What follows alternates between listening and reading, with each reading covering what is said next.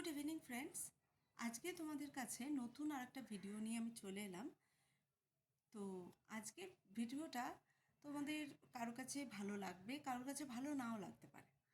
তবু একটা নলেজের জন্য আমি এই ভিডিওটা তোমাদের কাছে উপস্থাপন করলাম।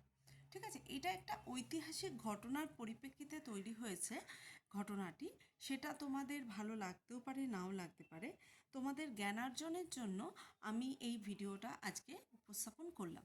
আচ্ছা, তোমরা কেউ বলতে পারবে আমাকে যে বর্ণ ক রকমের? ঐতিহাসিক ঘটনা বলতে এই নয় যে বিভিন্ন দেশান্তরের ঘটনা, একটা সামান্য ঘটনা, যে ঘটনাটা অনেকে জানে অনেকে জানে না, কিন্তু জাস্ট নলেজের জন্য আমার মনে হলো যে এই ঘটনাটা তোমাদের কাছে একটু ইন্টারেস্টিং হবে। তো সেই জন্য আমি এটা উপস্থাপন করলাম। তো যাই হোক, আমি মূল বক্তব্যে চলে আসি। সেটা হচ্ছে যে তোমরা তো জানো আমাদের সমাজে বর্ণ 4 ধরনের। ঠিক আছে, ব্রাহ্মণ, ক্ষত্রিয়, বৈশ্য, শূদ্র। ঠিক আছে, এই 4 ধরনের বর্ণ। তো ব্রাহ্মণকে সবার উঁচু নজরে দেখা হয়েছে। ব্রাহ্মণ বেসিক্যালি কী কাজ করেন? উনি পুজো করেন, পুরোহিতের কাজ করেন। তো আমরা এই কনসেপ্টটা আমাদের সবার মধ্যে থাকে। তো আমরা একটা জিনিস কি জানি, যে ব্রাহ্মণের আবার আরেকটা, ব্রাহ্মণেরও আবার ভাগ আছে, কিন্তু এত কিছুর মধ্যে আমরা যাবো না। তোমরা কি এই ওয়ার্ডটা শুনেছো, পিরানি ব্রাহ্মণ? পিরানি ব্রাহ্মণ কাকে বলে তোমরা জানো? তো আমি তোমাদের এই পিরানি ব্রাহ্মণ সম্পর্কেই আজকে একটা ছোট্ট গল্প বলতে চাই। আমাদের যখন ভারতবর্ষে পশ্চিম থেকে আগত কারা এসেছিল? পশ্চিম থেকে আগত বলতে পারবে তোমরা? তুর্কি আফগানরা যখন আমাদের বাংলা দখল করে নিয়েছিল, তখন কী হয়েছে, দিল্লির মুসলমান সম্রাটের আমলে অনেক হিন্দু কী করেছিল, অনেক হিন্দু মুসলিম হয়ে গেছিল। বুঝতে পেরেছো? তো এই যে মুসলিম হওয়ার ব্যাপার, তো সেই নিয়ে ঘটনাটা এখনও অনেকে মানে হিন্দু আছেন যারা মানে ধর্মান্তরিত হয়ে যায়।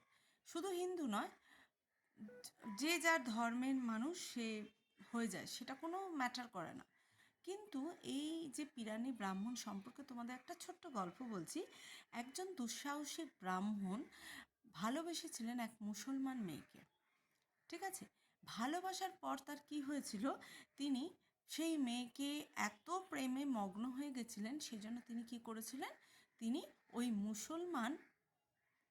মুসলমান মেয়েকে ভালোবেসে উনি ধর্মান্তরিত করেছিলেন, এবং ওনার নাম হয়েছিল পীর আলী ব্রাহ্মণ। সরি সরি পীর আলী খান। ঠিক আছে, তো পীর আলী খানের দুজন খুব বিশ্বস্ত সহচরী ছিল। ঠিক আছে, একজন কর্মকর্তা ছিলেন, বিশ্বস্ত কর্মকর্তা ছিলেন। তাদের নাম ছিল কামদেব ও জয়দেব। বুঝতে পেরেছ? এই কামদেব ও জয়দেব খুব ভালো বিশ্বস্ত দুইজন ছিলেন, এই পীর আলী খাঁ। ঠিক আছে, তো রোজার সময় তো কোনো কিছু, থুতুটাও তো মুসলিমদের একটা খুব বড় পার্বণ। হ্যাঁ, তো আমরা সবাই জানি যে রোজার সময় ওনারা থুতুটাও গেলেন না। খুব ভালো, খুব কষ্টের মধ্যে হয়, কিন্তু খুব ভালোভাবে ওনারা উদযাপন করেন। ঠিক আছে, তো যাই হোক, সেই সময় ওই পীর আলী কী করেছিল, লেবুর খোসা নাকে নাকে সুগন্ধ নিয়েছিল। তখন এই যে ছিল, ওর যে কর্মকর্তা ছিল, জয়দেব আর কামদেব, তারা মজার ছলে বলেছিল, আরে তুমি গন্ধ শুকছো লেবুর খোসার, তোমার তো রোজা চলে গেল। কারণ গন্ধে, আমরা জানি গন্ধেই অর্ধেক খাবারের সমান, গন্ধ শুকলেই অর্ধেক খাবার খাওয়া হয়ে যায়। এটা হিন্দু ধর্মে বলেছে, হিন্দু ধর্ম একটা কথা আছে।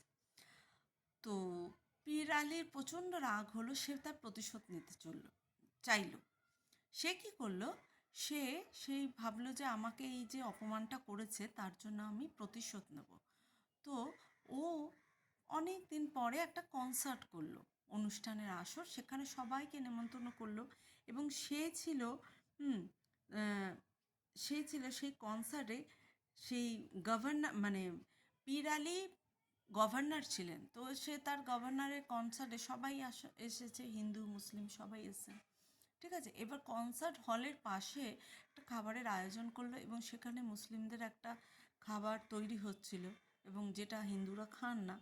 তো যাই হোক, তো সেই গন্ধটা ওই কনসার্ট হলে ঘোরাঘুরি করছিল। তখন উনি বললেন যে খাওয়ার মধ্যে দিয়েই তো গন্ধে গন্ধের মধ্যে দিয়েই তো খাবারের অর্ধেক খাওয়া হয়ে যায়।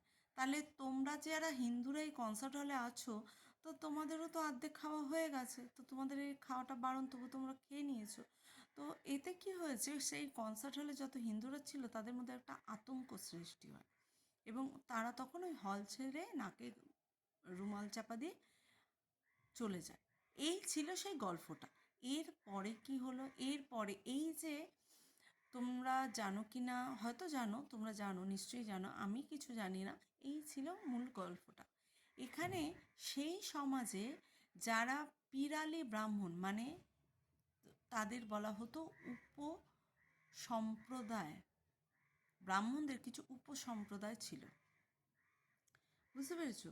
সেই উপসম্প্রদায়ের